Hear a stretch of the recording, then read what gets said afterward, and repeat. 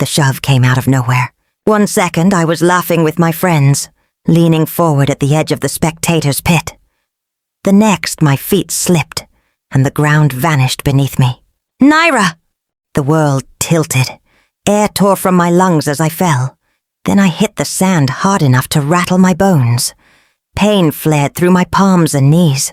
The noise around me, cheers, drums, laughter, collapsed into stunned silence. For a heartbeat, I didn't move. I tasted blood.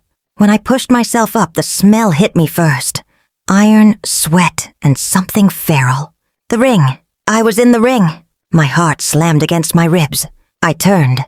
Alpha Kayden, the undefeated champion, who had just torn a werewolf to shreds, stood across from me.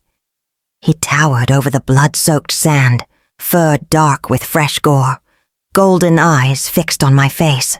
He looked amused, like I was nothing. A rat that had wandered somewhere it shouldn't. The roar of the crowd faded into a low murmur. All eyes were on me, the human who had just intruded onto sacred ground. Kayden didn't move. He simply stared, studying me, as if trying to understand why I was here. His size, his presence, the raw power rolling off him, pressed into me like a physical weight. My heart pounded so loudly, I was sure he could hear it. I might pass out any minute. This wasn't like fighting my classmates in karate class. Having a black belt wasn't going to save me from this monster. The ringmaster rose from his throne, his staff striking stone once. The sound echoed through my bones. Why is there a human in the ring? His voice boomed across the arena.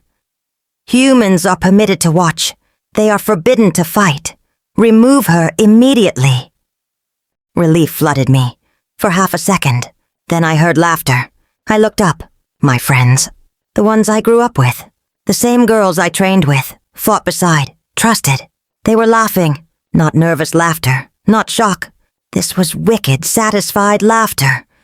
Like they were waiting for me to break. To beg. To die. Something cracked in my chest. Kayden finally spoke. His voice calm. Bored. Get me a worthy opponent, not some weak human. Fear crawled up my throat. My hands shook as I forced myself to stand, the sand biting into my bare feet. Every instinct screamed at me to let them drag me out, to fake unconsciousness, to survive. But I remembered their faces.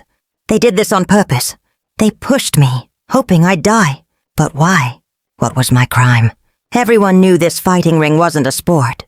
There was no tapping out, no mercy. It was survival of the fittest.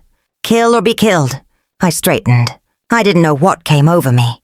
Betrayal, anger, something darker. But I refused to give them the satisfaction. What? I asked, my voice trembling but loud. You don't want to fight me because I'm human. The arena went still. Kayden gave me a slow once-over. I was nothing to him. Less than nothing. The ringmaster barked. Someone remove her now, or we'll be dragging her out in a body bag. Or... I pressed on, fear sharpening into defiance. Are you scared a human might beat you, big mighty wolf? Gasps exploded through the crowd. Kayden's lips curved slowly. Now I had his attention. Interesting. He murmured, This is forbidden! The ringmaster roared. She challenged me. Kayden replied, never taking his eyes off me. Let her. The crowd erupted. Cheers, shouts, horror, excitement crashing together. My knees wobbled, my chest heaving. I stood in the blood-stained sand, facing a monster who could end me with a single move. Before I knew it, Kayden crossed the distance in a blur, swinging. He was so quick I barely saw him coming. I ducked instinctively, rolling as muscle memory kicked in. Years of training took over. Elbow, palm, foot. But nothing slowed him. He caught my wrist mid-strike and slammed me into the ground. Pain exploded through my ribs. The air rushed from my lungs. I scrambled, kicked, twisted. But he pinned me effortlessly. His foot pressed into my chest. Heavy, unmovable, human. He said calmly, This ends here. Silence swallowed the arena. My vision blurred. My heartbeat thundered in my ears. I clawed at his foot. Panic tore through me. This wasn't a match. There was no submission, only dominance. Only one of us was leaving alive. And it wouldn't be me. I was human, and I was about to die. His hand clamped around my throat like iron. I couldn't breathe. Black spots swam across my vision. My body went limp. I thought, this was it. This was how it ends. Then heat tore through me like molten fire, roaring through my veins. Strength exploded inside me. Unnatural. Inhuman. My body moved like water, fluid and unstoppable. Kayden's grip loosened. Not because I forced it, but because my body slipped through him, impossibly fast. I rolled to my feet in a blink, faster than my mind could process. Sand exploded behind me. The crowd gasped. "What?"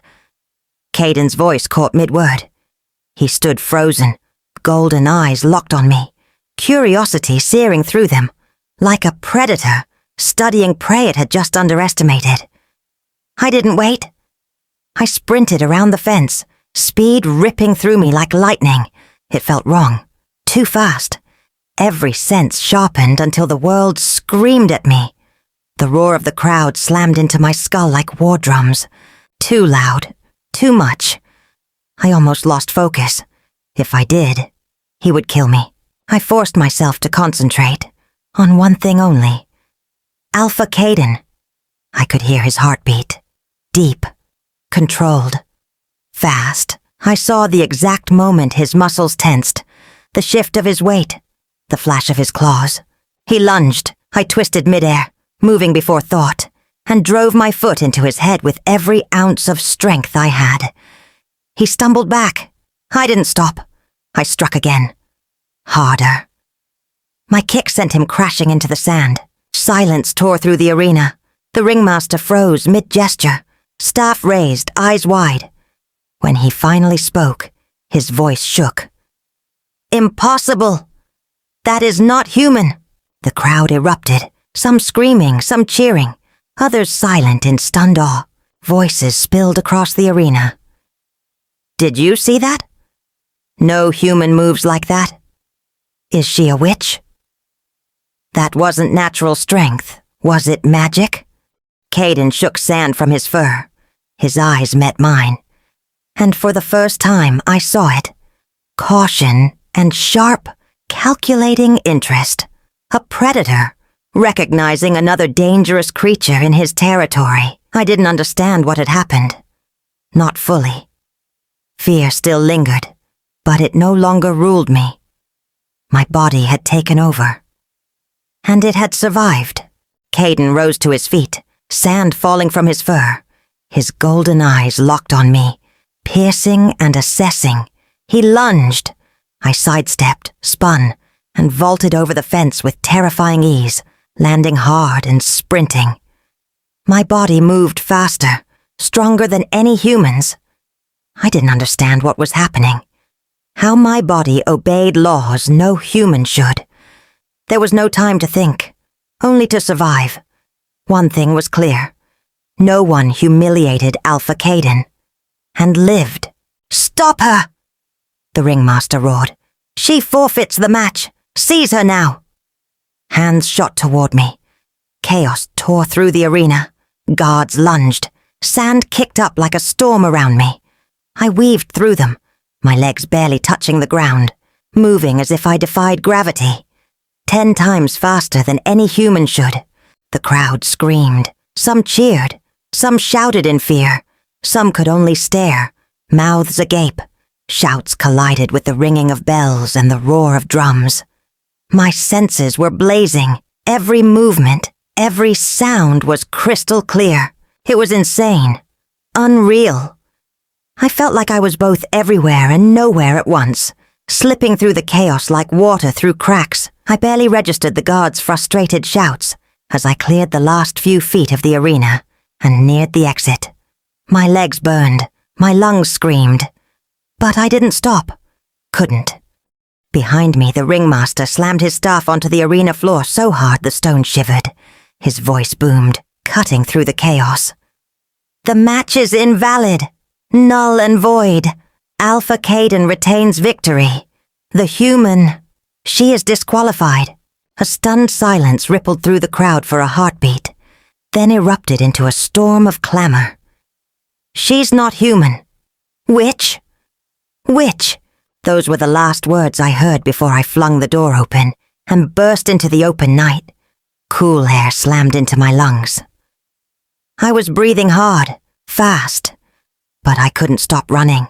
I was moving at a terrifying pace, far too fast, with no idea how to slow down.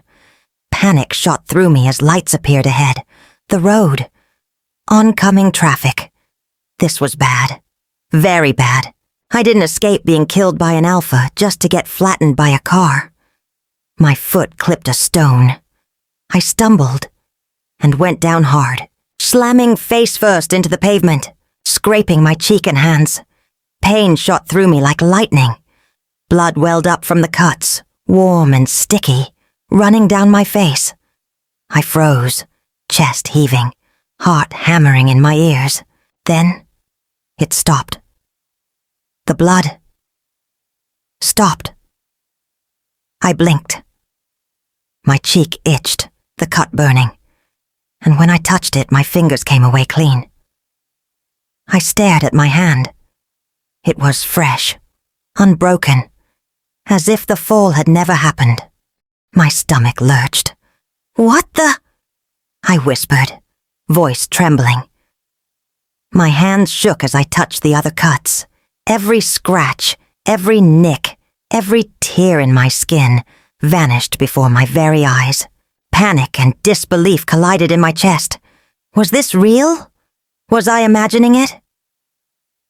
I flexed my fingers, tested my arms, my legs. Nothing hurt. Everything I had thought was pain was gone. My body, it was healing itself, faster than any human should, faster than anything should. A shiver ran through me. Not from fear exactly, but from awe. I didn't understand it. I wasn't just fast, I wasn't just strong. Something inside me had changed. And yet, I still had no idea what I was. I staggered back to my feet, eyes wide, taking in the world around me. The pavement beneath my shoes, the distant streetlights, the still shocked crowd I had left behind. It all felt different, somehow sharper, brighter, louder, faster. Something had awakened in me, something that I had no control over. And then I realized surviving the ring wasn't luck. It wasn't just skill. Something else, something inside me, had taken over. I headed home. Needed to be someplace safe. Somewhere that made sense. Maybe I'd wake up next morning and this will all be a dream. Music filtered out of the compound as I walked in. What I saw almost knocked me off my feet. Blessing, Joy, and Gift, my so-called friends, were throwing a party. Walls vibrating as Afro beats blasted from the stereo. The air was thick with sweat and the smell of beer. Bodies pressed and gyrated against each other. Strangers packed into every corner of the house, like I hadn't just survived a fight to the death. I was beyond furious. I yanked the plug from the stereo. Silence slammed into the room. Every head turned, every eye fixed on me. The girls were shocked to see me, but their faces immediately went cold. "Are you serious?" I demanded, my voice sharp, carrying over the quiet hum. "You actually thought I'd get killed? That's why you left before the fight ended, to celebrate my death." "That ring, it was full of monsters. How the hell did you survive?" Blessing asked, voice laced with venom. I blinked at her. "So you really pushed me? I thought maybe it was a mistake."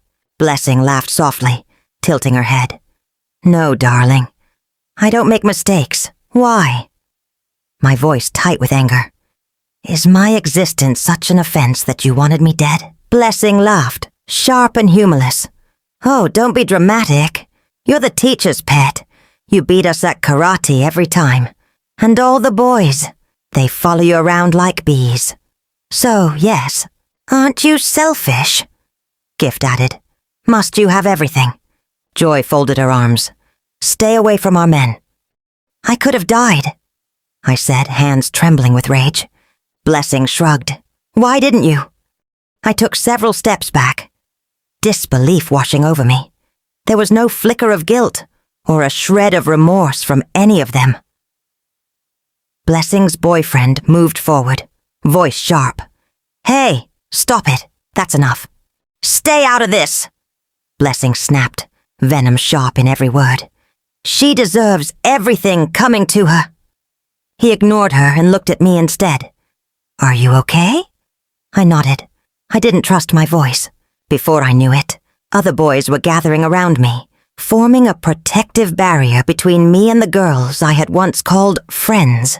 Their glares burned through me, silent but lethal. The next morning I tried to focus on something normal. Karate. But normal didn't exist anymore. When I reached my locker, I stopped dead. Slashed across the metal door were letters written in thick black permanent marker. Slut. Every inch of it. My fingers traced the jagged strokes, disbelief mixing with rage. I yanked open the locker. My black belt, the one I had earned with blood, sweat, and years of training, was shredded, torn to pieces. I grabbed what remained of the belt, crumpling it in my fists. My breaths came in ragged bursts. Anger, humiliation, betrayal, all twisting inside me like fire. The walls felt like they were closing in. My chest tightened. I couldn't breathe. I needed air. I needed to get out. Tears streamed down my face, hot, fast, uncontrollable, blurring everything. I wiped them with my sleeve and ran. The streets were empty this early, shadows stretching long from the rising sun.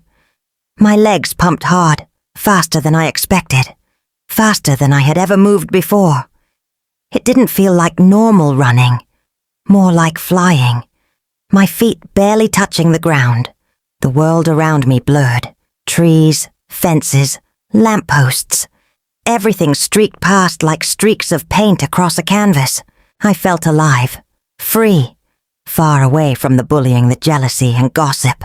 The roads were getting busy now. The city was coming alive. Then it hit me all at once like a physical blow. Horns, shouts, dogs barking, the clatter of footsteps, all magnified 100 times in my head. Every sound was sharper than knives. The world spun around me. My legs moved on their own, faster than I could control, my body lurching forward. My hands flew to my head, pressing against my ears. Stop! Stop! I whispered. But the noise only grew, louder, more relentless. I turned into the forest, hoping the trees would shield me, hoping for quiet.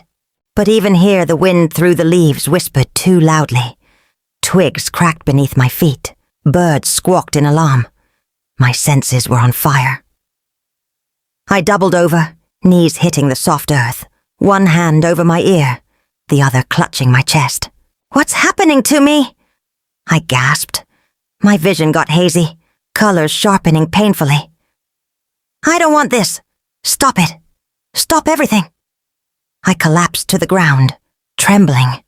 My breaths came in sharp, jagged pulls. For the first time, I felt powerless. Not to some opponent, not to the city, but to myself. The noise, the world, my own heightened senses. It was too much. And then, a presence. Calm, solid. Wrongly calm for the storm tearing me apart. Something stood behind me, cutting through the chaos like a blade through light. The scent of sandalwood and aftershave slammed into my awareness. No. He was here. Alpha Kayden. Panic clawed up my throat. I needed to run, hide, scream, anything. But my body wouldn't obey. My powers had locked me in place, every instinct screaming, every sound crashing into my skull, all at once. I didn't understand what was happening to me. I only knew I couldn't stay here. I couldn't lie here and wait to be killed. Move, move, move. I tried. I couldn't.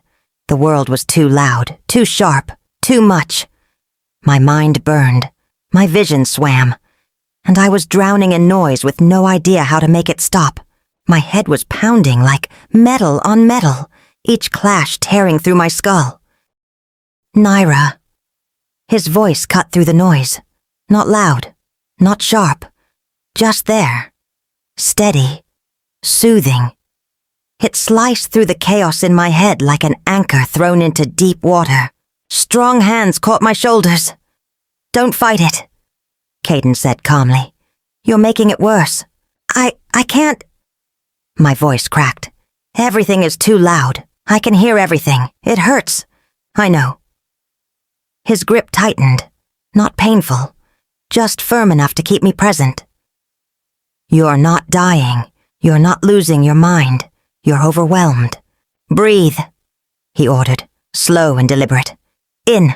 Now." I tried. My lungs burned. "Again," he said. With me. His breathing was steady, controlled. I forced myself to match it. One breath, then another.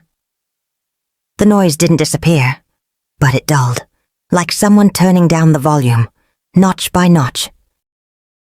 "Good," Kayden murmured. My hands were shaking. "Make it stop."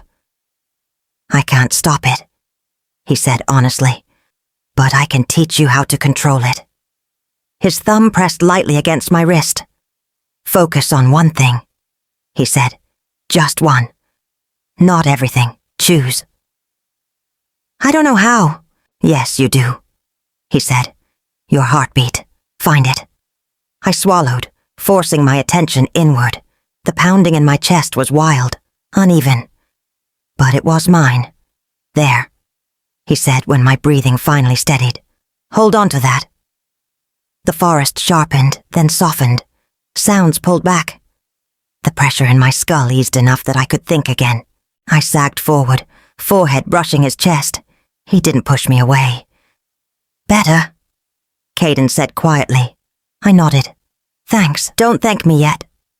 His voice hardened slightly. "You still have a lot to learn. Whatever you are, it's awakening. And when something like that happens, the balance in the supernatural world shifts." I frowned. "What does that have to do with me?" "Everything." His gaze locked onto mine. "Every creature can feel it. And now, they're interested in you." My stomach twisted.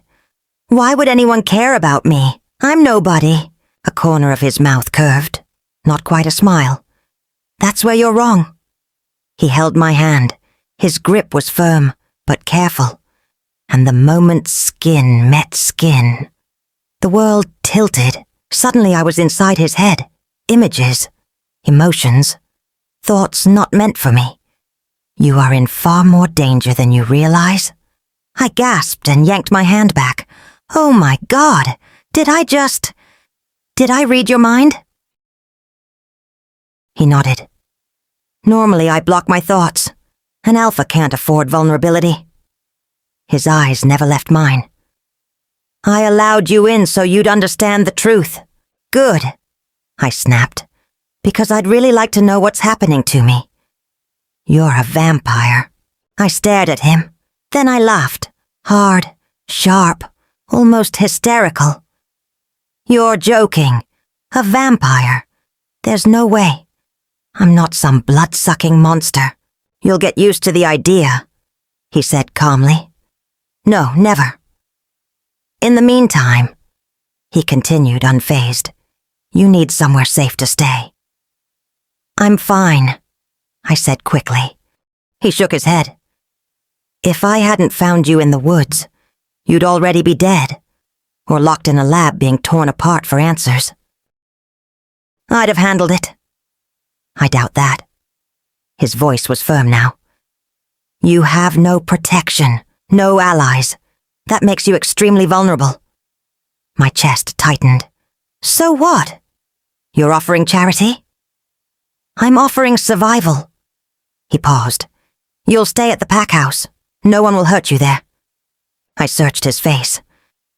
You really think your pack will welcome a vampire? They'll obey me. I need time to think about it. His eyes darkened, just slightly. You don't have that luxury, he said quietly. Not anymore. When Alpha Kayden said I'd be staying at his pack house, I imagined something modest. Maybe a large cabin buried deep in the forest. Not this. What stood before me was a mansion. Stone and glass, elegant and imposing, framed by towering trees like sentinels. It looked expensive in the way money didn't need to announce itself. Grand and powerful. It was way bigger than the 2-bedroom house I shared with my friends. I stopped walking without realizing it, staring like I'd never seen anything so unreal. I knew you'd like it, Kayden said. I blinked. Did you just read my mind? One corner of his mouth lifted. No, you're just very obvious, I scoffed softly. What are you, a secret billionaire? He laughed. Actually laughed. The sound startled me more than the mansion had. Alpha Kayden, the most feared werewolf in this territory, laughing like a normal man, warm, unguarded. It did something strange to my chest. I ignored it, whatever that reaction was. I was in unfamiliar territory, and I needed to focus on surviving it. He led me along a winding hallway. My awareness stretched outward without permission. I could sense them now. The werewolves, hidden in rooms, on balconies, behind walls. I felt their heartbeats, smelled their presence. We entered a large lounge. Conversation died instantly. Every head turned toward me. Some faces were curious, others openly hostile. A few looked at me like I was something to be dissected. But they were all thinking it, deciding whether I was prey or threat. I straightened my spine. I wasn't prey. I refused to be intimidated. Kayden stepped forward. Everyone, he said calmly, his voice carrying authority without effort. This is Nyra. She'd be staying here with us henceforth. Make her feel at home. Whispers rippled through the room. That's her. The girl from the ring. The human who challenged Alpha Kayden. One of the older wolves stepped forward, his jaw tight. She's not one of us, Alpha. Murmurs of agreement followed. She can't stay here. We don't even know what she is. And that makes her dangerous. I stayed still, hands clenched at my sides, fury coiled tight in my chest. They didn't know me, only what they'd seen in a ring, in blood and fear. And that was enough to judge me. I kept my emotions locked down, because one wrong move, one crack in my control, and I'd become exactly what they wanted me to be. Kayden didn't raise his voice. He didn't need to. She's no more dangerous than any of you, he said calmly. That earned a few growls. A younger pack member shifted on his feet, unease flickering across his face. Then what is she? Alpha? Yes, Alpha, what is she? Because she's no human. No human moves like that. We all witnessed it in the ring. Kayden paused. Every instinct in me screamed at the tension in that silence. That, he said at last, is not your concern. A beat. She is under my protection. The words landed like a command carved into stone. No one spoke. No one argued. Even the wolves, who bristled moments ago, lowered their heads, reverence and submission flowing through the room like a current. This was Alpha authority. Not shouted, not forced, but absolute. Kayden turned slightly toward me then, his presence steady at my side. She stays, he said. Anyone who has a problem with that answers to me. No one did. And just like that, the decision was made. I was inside the wolf's den, and the Alpha had claimed responsibility for whatever I was becoming. He walked me to my bedroom. I froze at the doorway, eyes wide. Floor-to-ceiling windows framed the city below, a sea of twinkling lights stretching to the horizon. Neon signs flickered, cars traced ribbons of red and gold along the streets, and the quiet hum of the night seeped through the glass. It was beautiful. More than I expected. Sleek, modern, and impossibly spacious, it made my tiny apartment with my friends feel like a distant memory.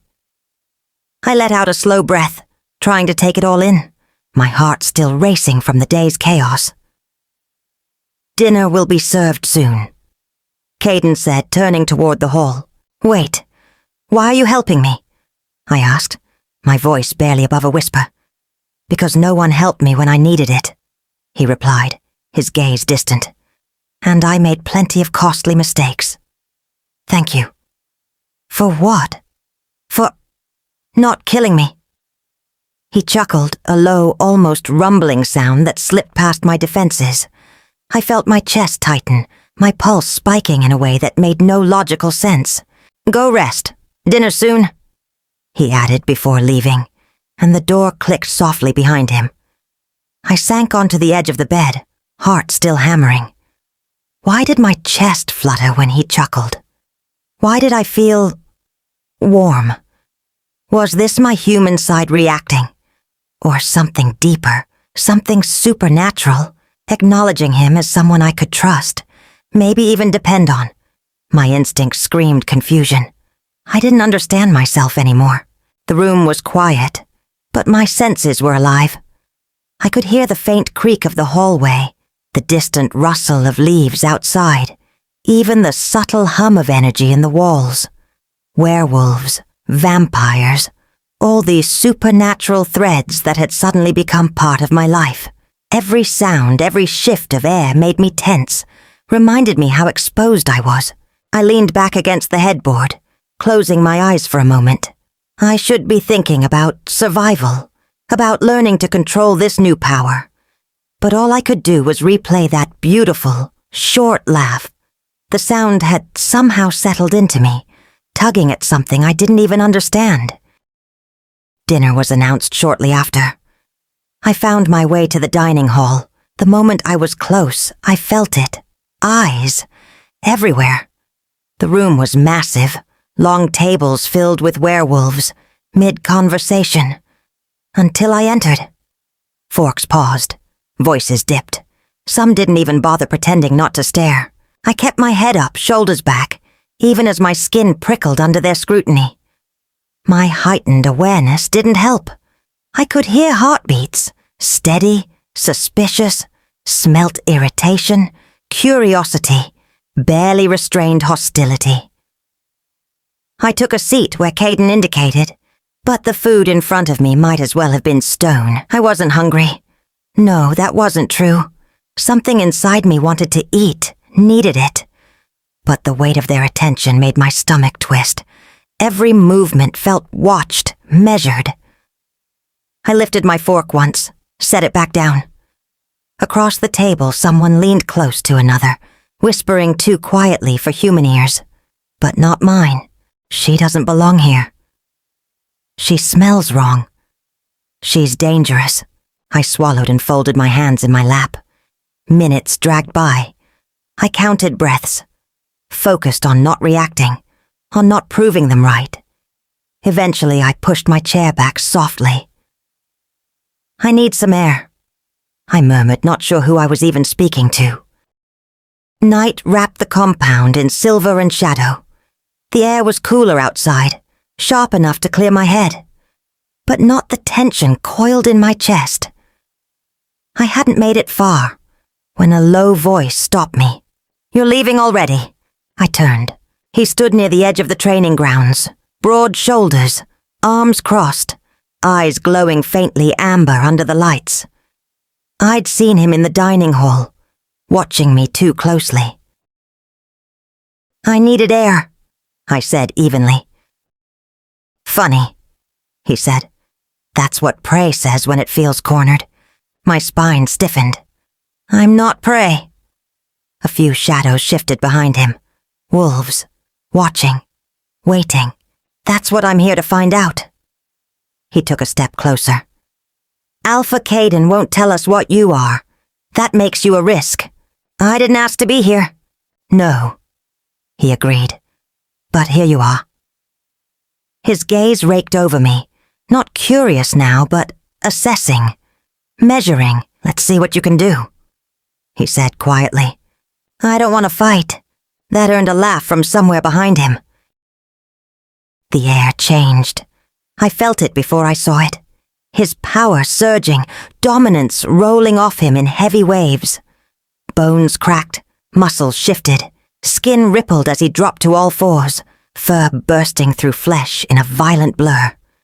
A massive grey wolf stood where the man had been, eyes burning gold, breath steaming in the cold night. Every instinct screamed run. But I didn't know how fast wolves were, didn't know if I could outrun him, or if my abilities would fail me the moment I tried. What if I tripped? What if I lost control? What if I wasn't fast enough? Fear crawled up my spine, tightening my chest. So instead of running, I planted my feet. The wolf lunged. I didn't think. I moved like wind. The world tilted, then snapped. One moment I was standing on the ground. The next I was on the wall, not against it, on it. Boots planting sideways as if gravity had forgotten its job. Gasps rippled through the courtyard. My palms scraped stone as I pushed off, instinct screaming. I ran, up, then across, my feet barely touching, before I dropped again, landing hard on the far side. The wolf skidded to a halt below, chest heaving, claws gouging the earth where I'd been standing a heartbeat ago. His head snapped up, eyes wide. He hadn't even seen me move. Neither had I. My body took over and I obeyed. I stared down at him, heart pounding. I did that. Before the thought finished, he lunged again. I leapt between two walls, landing smoothly against the building. My legs never stopped moving. I blurred along the stone, feet barely touching, a streak of motion that didn't feel real. He chased, muscles bunching, powerful, fast. But not fast enough. I could hear him, smell him, feel the vibration of his movement through the wall. No matter where he went, I knew. For the first time since I started gaining these abilities, the fear loosened its grip. I felt powerful. I wasn't stronger than him. I knew that. But I was fast, crazy fast, and if I couldn't beat him, I could wear him out. A breath of a laugh slipped out before I could stop it. My body reacted before he closed the distance, slipping away, darting higher, then across, always just out of reach. I didn't touch him, didn't strike. I just moved. You can't even catch me, I said, half laughing in disbelief.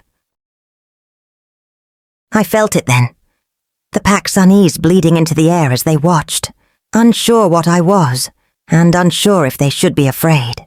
The ground shifted, not from movement, from command. Every wolf froze. The challenger skidded to a halt, chest heaving, fury still burning in his eyes, until something else replaced it. Recognition, instinct, submission. I felt it too. A pressure in the air, heavy and absolute. Alpha Kayden stepped into the courtyard. Conversations died. Laughter vanished. Even the wind seemed to still. Enough. One word. That was all it took. The wolf dropped to one knee instantly, head bowed, breath ragged. The rest of the pack followed, lowering their gazes, murmurs of reverence rippling through them. You both follow me, Kayden said, face unreadable as he walked away. He led us to his office, a stylish room with gray and black decor. Kayden didn't raise his voice. Somehow that made it worse. James, Kayden said, his voice like steel wrapped in silk. You challenged a guest of the pack without provocation? Explain yourself. James hesitated, ears twitching, muscles coiling as if ready to pounce again. She left the dining hall. I wanted to see what she was capable of. Make sure she's not a threat. Kayden's eyes narrowed. She did not provoke you. You overstepped.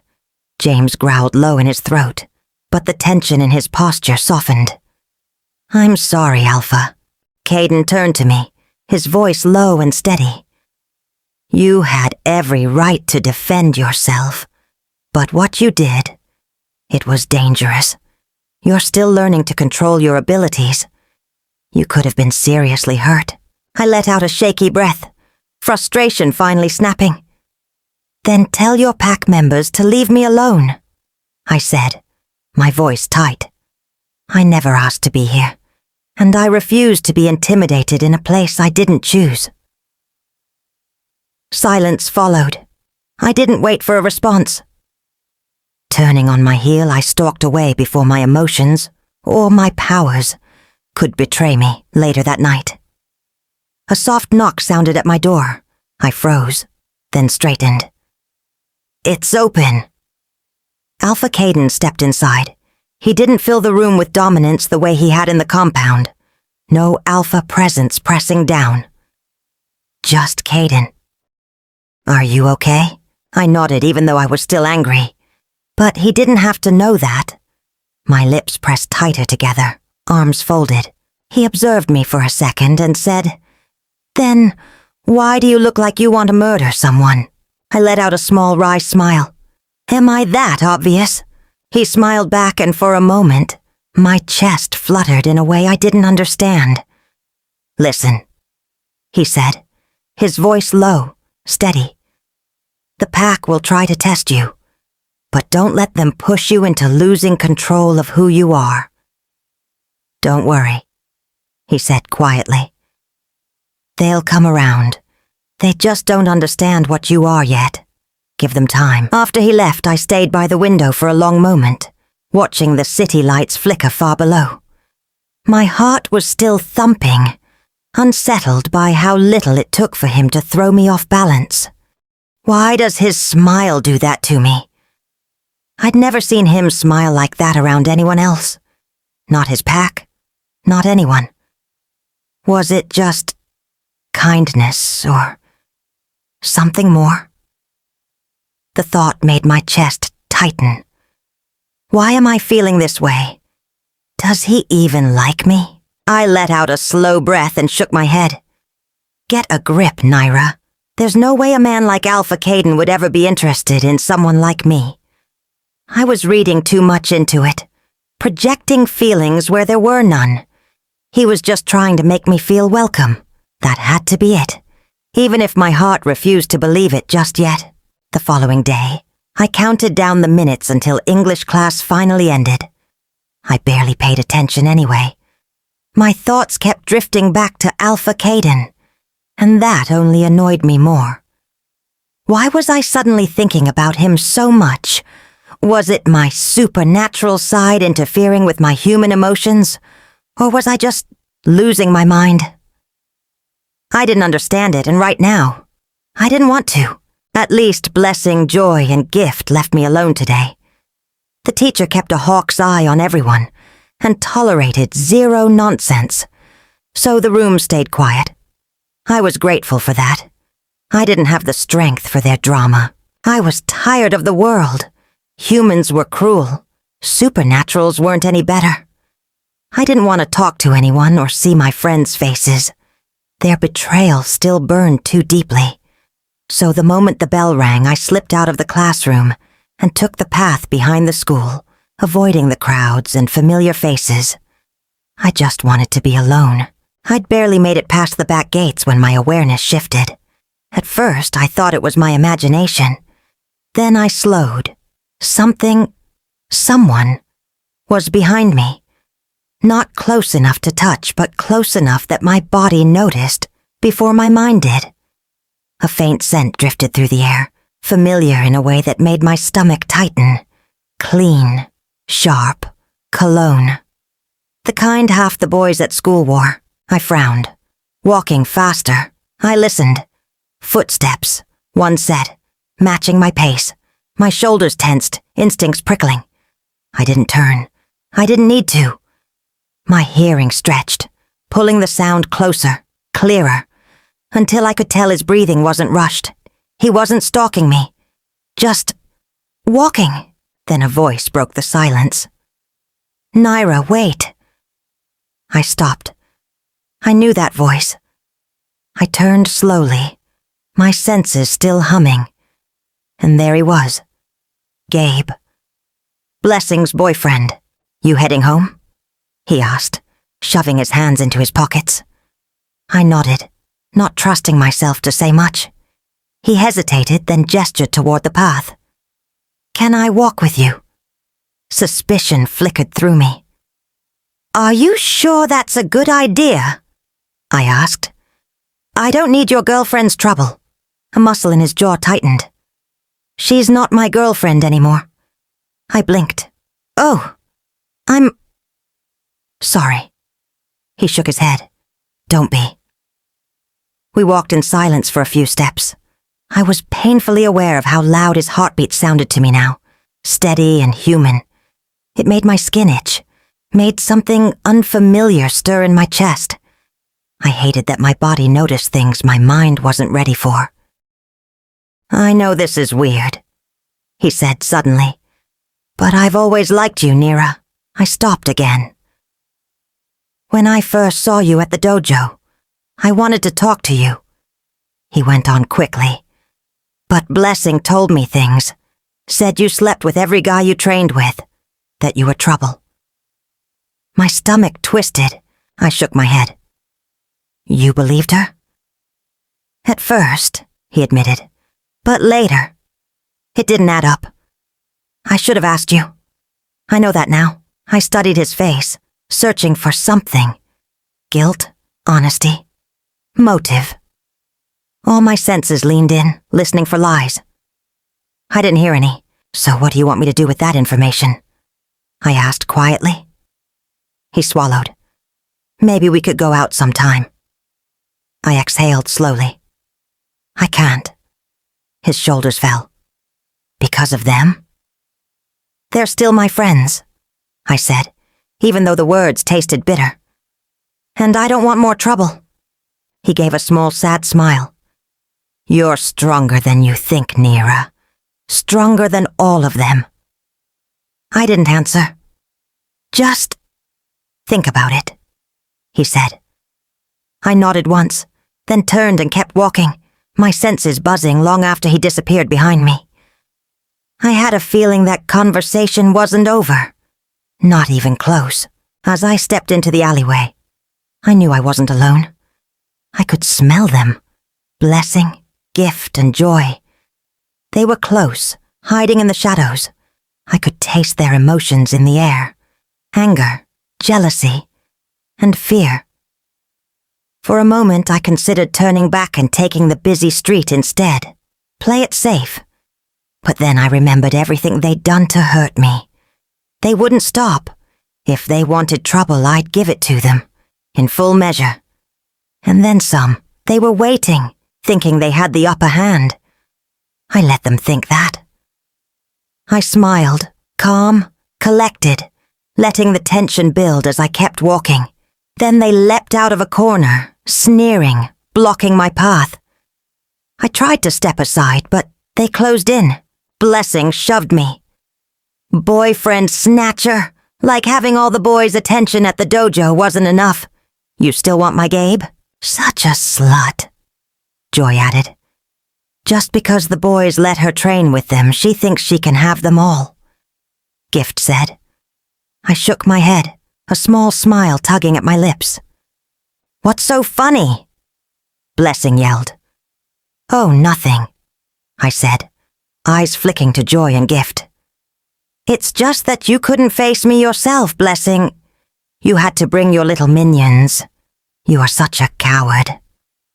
"I dare you to call me a coward again," Blessing snapped. "Just because you have a black belt in karate doesn't mean I can't beat you blue and black. I'd love to watch you try, coward," I replied, voice calm. Before Blessing's hand even left her side, I'd already read her mind. She's so arrogant. My slap will readjust her attitude. By the time her hand came up, I was ready. I twisted her wrist smoothly, planting her on the ground with a practiced throw. But Joy and Gift weren't backing down. They jumped in together, trying to overwhelm me. I ducked under Joy's swinging arm, spinning into a low kick that knocked her off balance. Gift lunged at me with a grab, and I sidestepped, using her momentum to flip her onto the ground. Blessing tried to rise, but I pushed her back down with a hand on her chest. One by one they came at me, but I flowed through their attacks with precision. Blocks, counters, sweeps, all pure martial arts, no supernatural force. They couldn't find out what I was, not yet. They staggered, bruised and panting, while I remained steady. I looked down at them, shaking my head. They were all on the floor, defeated, glaring up at me. A laugh escaped me, light and mocking. "Is that all you've got?" Their faces twisted with frustration, humiliation, and fear. Joy and Gift exchanged nervous glances, unsure what to do next. Blessing struggled to rise, her anger only deepening her embarrassment. That night, as I pushed myself off the bed to go down for dinner, a sharp, burning pain ripped through my gums. I gasped. It felt like fire, raw and searing, spreading through my mouth, down my jaw, into my skull. I pressed my fingers against my lips, but the pressure only made it worse. The pain surged again, hotter this time. My knees buckled. I collapsed onto the floor, clutching my face as tears spilled from my eyes. It felt like something was forcing its way through bone. I screamed. The door flew open. Kayden was there in an instant, already dropping to his knees beside me, his face tight with concern. "Nyra," he said urgently. "What's wrong?" "My mouth," I choked out. "It feels like it's on fire, like something's trying to tear its way out."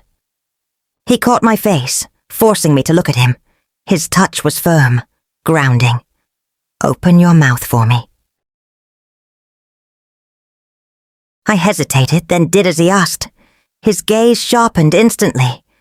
My gums were deep red now, swollen, stretched tight, and beneath the surface, something pale and sharp pressed forward. Kayden sucked in a quiet breath.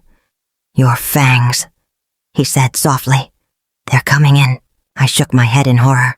No, I don't want that. I don't want to look like a monster, a blood-sucking monster." "You're not a monster," he said immediately.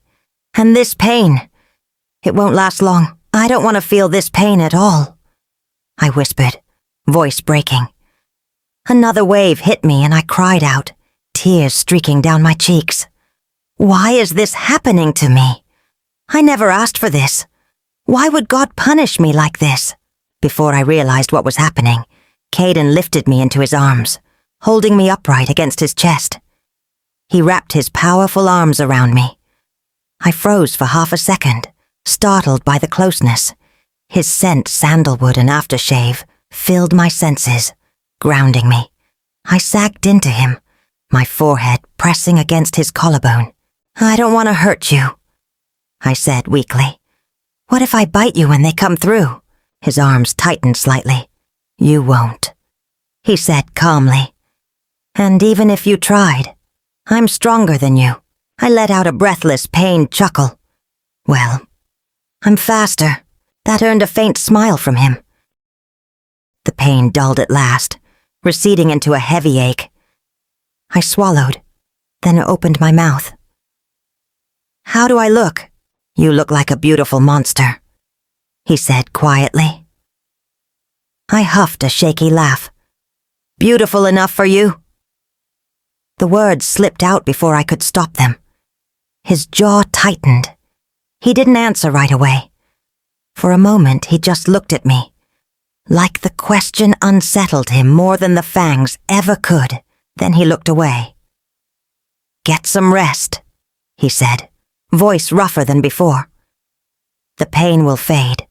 The cook would bring you some food. Please eat." As the door clicked shut behind him, I sank onto the edge of my bed, fangs pressing uncomfortably against my fingers. Sharp. Real. painful. I didn't want them. I didn't want this monster growing inside me. But then I thought of him. Alpha Kayden. The way he had held me. So warm and gentle. My chest tightened, my stomach flipped. Am I falling for him? I've never even had a boyfriend. I have no idea what falling in love feels like. I needed to know if he felt the same way. He blocked his thoughts for a reason. He doesn't want me reading his mind. And yet, I was desperate. Desperate to know if I mattered to him. Even a fraction of how much he mattered to me. Having him around keeps me grounded. Is that it? Am I mistaking his attention for something more? My thoughts twisted, circling him over and over, my heart thumping faster with every memory of his touch, his smile. I barely slept that night, my fangs aching, mind spinning. By morning I felt like I had a storm inside me. Hunger, power, and confusion, all tangled together. As I stood in the training room, I had this desperate urge. For blood. To drink it. My stomach churned violently at the thought, bile rising in my throat, like I might throw up if I let myself imagine it for too long. And yet, my body yearned for it, craved it. Every nerve burned, every instinct screaming that blood was the answer to the ache tearing through me. Every heartbeat around me was deafening. The pack members' pulses thudded steadily, but Alpha Kayden's was the strongest, controlled, steady, intoxicating. His blood called to me in a way that made my knees weaken. It smelled rich, sweet, powerful. God, what is wrong with me? There was no way I was drinking blood. The idea revolted me, and yet my instinct screamed that it was the answer to the fire tearing through my insides. The door opened. He stepped inside, and the scent hit me full force. My hands trembled. My breath came in shallow gasps. Every nerve in my body leaned toward him like a compass needle finding north. He stopped short, eyes sharpening as they landed on me. "Nyra," he said carefully. "Are you okay?" I backed away instantly, putting distance between us. I didn't trust myself, not with him this close. My eyes locked onto the pulse at his neck, just beneath his jaw. The beat was so strong, so vibrant. It pulled me in. I couldn't resist. Before I realized it, my body moved of its own accord. I pounced, fangs elongating painfully, eyes flashing red. My mouth hovered over his neck, ready to sink in to taste his alpha blood, when strong arms wrapped around me, pulling me back, gently, but firmly. I couldn't think clearly. This searing thirst burned through me, consuming every thought. I had to quench it. Now. I lunged at him again like a crazed bat out of hell, driven by an instinct I could no longer deny. But he sidestepped, calm and unflinching, and tossed a dead rabbit from the corner at my feet. Its blood still felt warm, fresh. My hands shook as I grabbed it, fangs elongating on their own. I sank in, letting the crimson fuel me, draining it completely. Every gulp coursed through me, making me stronger, more alive, more myself. My body finally stilled, the inferno inside me cooling enough for me to think. I stared at him, guilt clawing at my chest. I almost bit you, I admitted, voice barely above a whisper. I didn't know what came over me. He didn't respond immediately, letting me sit with my shame. My stomach churned, my hands shook, and I felt small and exposed under his gaze. "That," he said finally, calm and measured, "was your first bloodlust. Losing control is normal for a new vampire, but it's dangerous if you don't learn restraint." I'm sorry," I whispered again, feeling tears prick at the corners of my eyes. "I don't want to be this monster." "You're not a monster," he said firmly, his voice grounding. But that's why you need rules and limits. You feed on animals until you can control your instincts. You don't feed on my pack members. Not now. Not ever. I nodded weakly, trying to absorb the weight of his words. I've stocked the fridge in your room with animal blood, he continued. Use it before the thirst takes over. Learn when to stop. Control your body. Don't let it control you. Understood? Yes. I whispered, my voice barely audible, shame and relief twisting together inside me. He studied me for a long moment, his gaze steady and unreadable, before he finally said, We'll work on restraint every day. Starting tonight. Wear something warm. It's going to be in the woods. I swallowed hard, still trembling, and nodded again. The fire in my veins had faded, but the lesson had sunk deep. I was beginning to understand that being strong wasn't just about power. It was about control. It was almost 7 p.m. when my phone buzzed. A text from Joy flashed on the screen. Joy. Hi, Nyra. I'm not sure how to say this, but I'm sorry for everything. We were cruel to you. Can we talk? Please. Usual spot. By the forest. I stared at the screen for a long moment. Could she actually be sincere this time? Or was it another trap? But curiosity, and something darker, pushed me off the bed. If this was a trap, I needed to see how far they'd go. Kayden had said restraint training would continue tonight. I'll explain later, I told myself. He'll understand. The forest was quiet when I arrived. Too quiet. Joy stood near the clearing, twisting her fingers together, smiling too quickly when she saw me. You came, she said. You said you wanted to talk. I replied. Something was wrong. Her heart was racing, her scent sharp with fear. Where a blessing and gift? I asked. They're... She hesitated. They're on their way. Liar. I could smell them. Close. Hiding. A cold smile tugged at my lips. I sensed blessing moving behind me, silent as a shadow. Before I could turn, her breath brushed my ear, and the barrel of a gun pressed against my neck. You should have died in that ring, she hissed. Then, I wouldn't have to do this.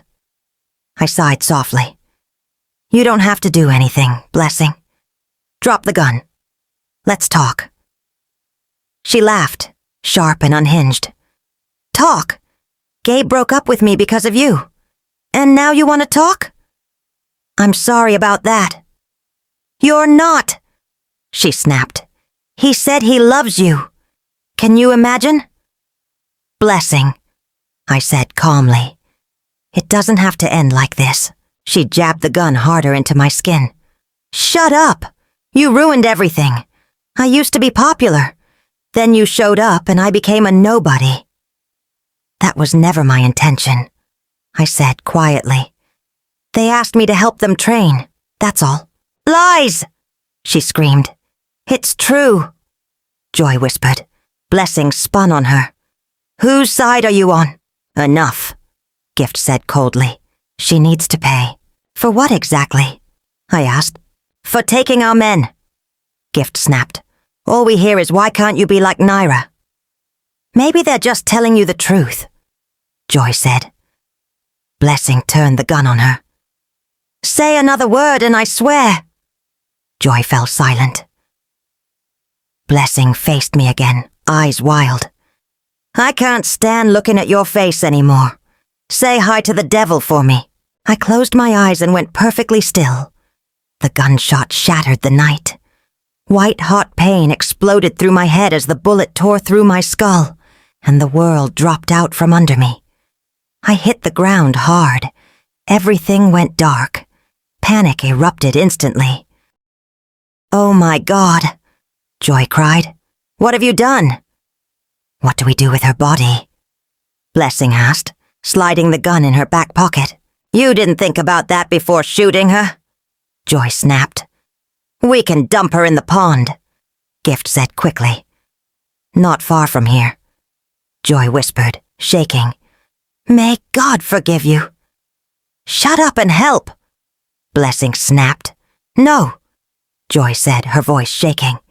You shot her. Deal with it yourself. Blessing turned on her, eyes wild. If I go down, you go down too. Joy hesitated, then let out a sharp huff and grabbed my arm. Together they dragged my limp body through the dirt, stones biting into my skin, before shoving me into the cold, black water. Then they ran. The moment their footsteps faded, I burst out of the pond, water cascading down my skin. The tiny prick from the bullet was already closing, the wound knitting shut before it even stung. A wicked smile tugged at my lips. Now let the fun begin. I inhaled deeply, tracked their fear, their scent. I was behind them in seconds. Hey, girls! They screamed, looking terrified. Blessing spun around, eyes wide, lips trembling. You're dead, I smiled slowly. Since you love playing games, I whispered, let me introduce you to one of mine. I let my fangs slide free, eyes glowing red. Run! They bolted, screaming, but their fear only sharpened my senses. Every heartbeat, every scent of panic. It guided me through the forest. Ready or not? I called, voice cold and thrilling. Here I come, and I will find every single one of you.